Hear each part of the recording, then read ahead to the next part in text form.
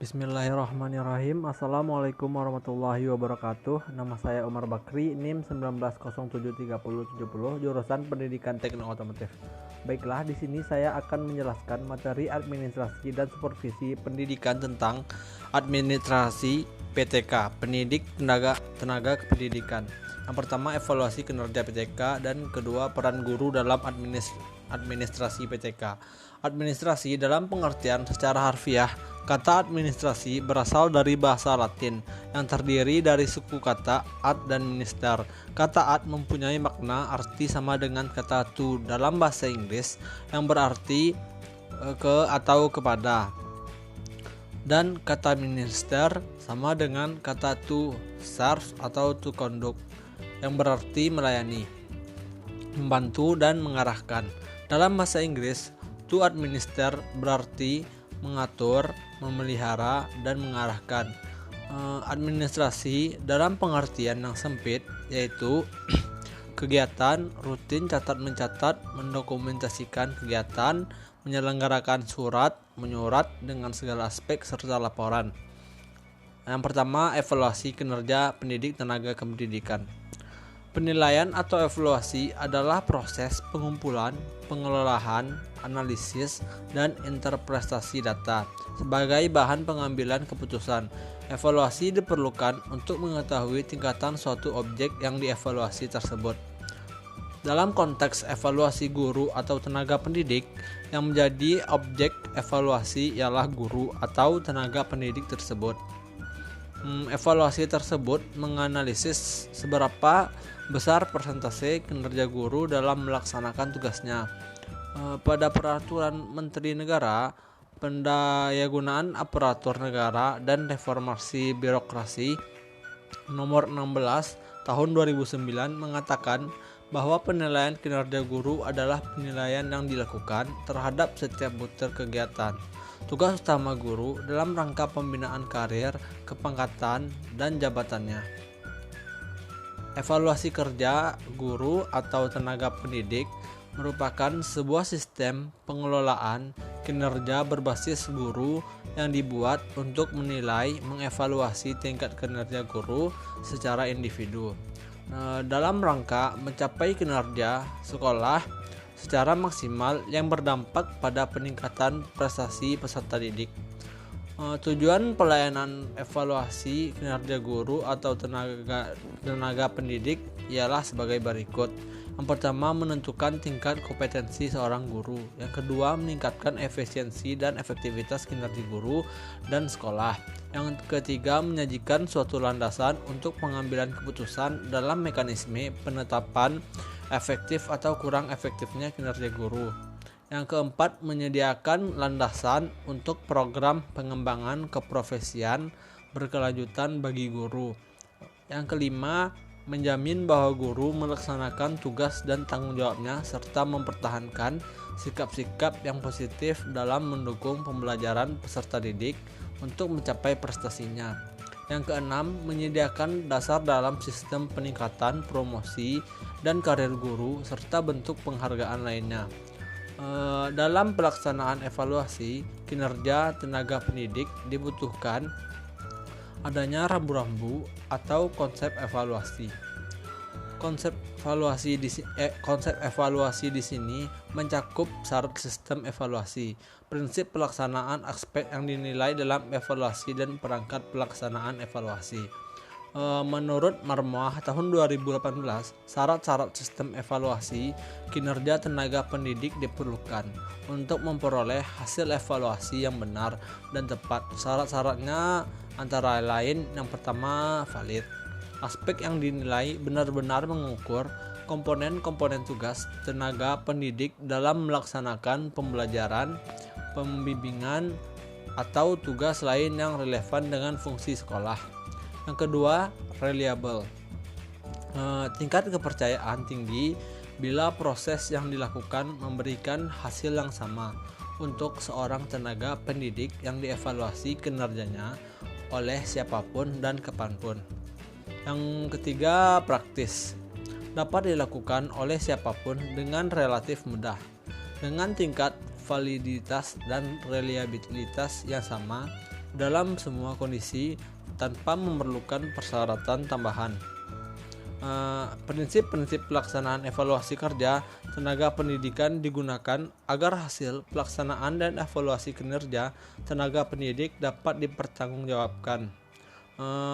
Prinsip-prinsipnya diantara lain, yang pertama, berdasarkan ketentuan, evaluasi kinerja tenaga pendidik harus dilaksanakan sesuai dengan prosedur dan mengacu pada peraturan yang berlaku. Yang kedua, berdasarkan kinerja, aspek yang dinilai dalam evaluasi kinerja tenaga pendidik adalah kinerja yang dapat diamati dan dipantau sesuai dengan tugas guru atau tenaga pendidik sehari-hari dalam melaksanakan kegiatan pembelajaran, pembimbingan, dan tugas tambahan yang relevan dengan fungsi sekolah atau madrasah. Yang ketiga, berlandaskan dokumen PK. Guru, penilai guru atau tenaga pendidik yang dinilai dan unsur lain yang terlibat dalam proses evaluasi kinerja tenaga pendidik harus memahami semua dokumen yang terkait dengan sistem evaluasi kinerja tenaga pendidik,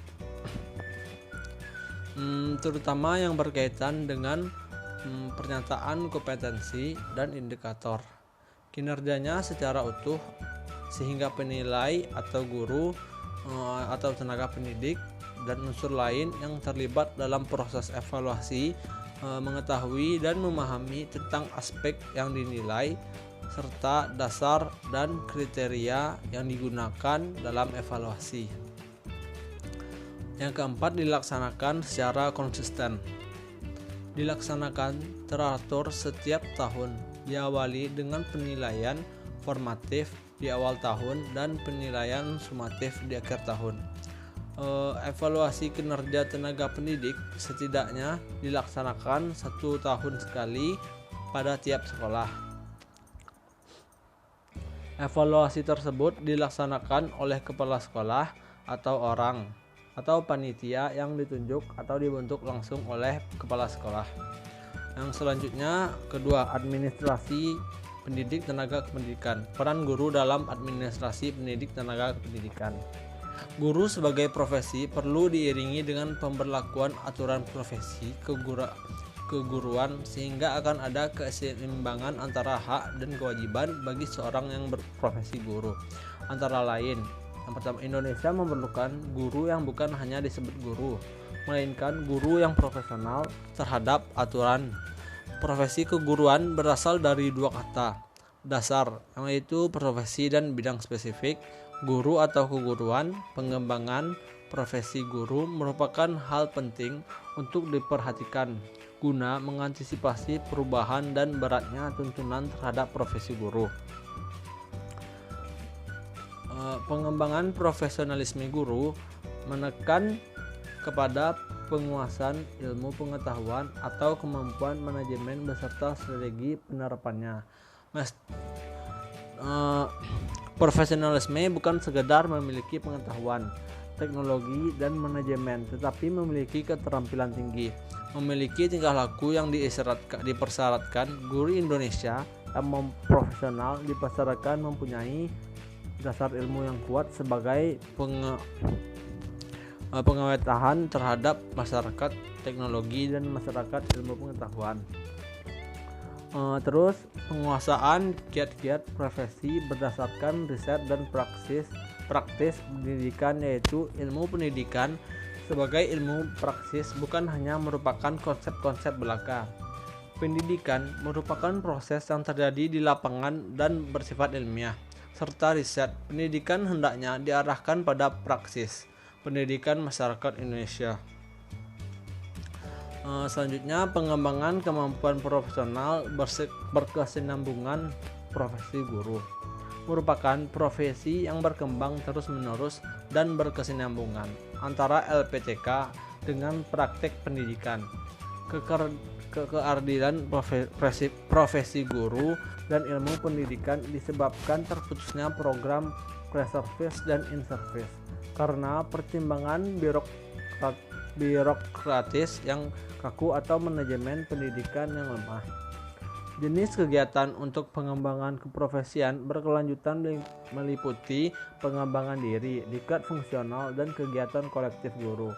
Publikasi ilmiah, hasil penelitian atau gagasan inovatif pada bidang pendidikan formal, dan buku teks pelajaran, buku pengayaan dan pedoman guru. Karya inovatif menemukan teknologi tepat guna, menemukan atau menciptakan karya seni, membuat atau memodifikasi atau pelajaran, dan mengikuti pengembangan penyusunan standar, pedoman, soal, dan sejenisnya. Dalam administrasi, kepegawaian lebih difokus kepada guru sebagai pegawai negeri. Pegawai negeri adalah mereka yang setelah memenuhi syarat-syarat yang ditentukan dalam perundang-undangan yang berlaku, diangkat oleh pejabat yang berwenang dan diserahi tugas. Dalam suatu jabatan negeri atau disertai tugas negara lainnya yang ditetapkan berdasarkan suatu perundang-undangan yang berlaku. Seorang calon guru bisa menjadi seorang pegawai negeri jika telah melalui rekrutmen guru. Rekrutmen merupakan satu aktivitas manajemen yang mengupayakan didapatkannya seorang atau lebih calon pegawai yang betul-betul potensial untuk menduduki posisi tertentu atau melaksanakan tugas tertentu di sebuah lembaga. Adapun peran guru dalam administrasi kepegawaian menurut Adi Kunto dan kawan-kawan tahun 2008. Yang pertama, membuat buku induk pegawai. Yang kedua, mempersiapkan usul kenaikan pangkat pegawai negeri, prajabatan, karpet, cuti pegawai, dan lain-lain. Yang ketiga, membuat inventarisasi semua file kepegawaian baik kepala sekolah, guru maupun tenaga, serta administrasi. Yang keempat, membuat laporan rutin kepegawaian harian, mingguan, bulanan, dan tahunan. Keenam, membuat laporan data sekolah dan pegawai. Yang keenam, mencatat tenaga pendidik yang akan mengikuti penataraan. Yang ketujuh, mempersiapkan surat keputusan kepala sekolah tentang proses KBM, surat tugas, surat kuasa, dan lain-lain. Hanya sekian yang dapat saya sampaikan. Maaf bila banyak kekurangan. Assalamualaikum warahmatullahi wabarakatuh.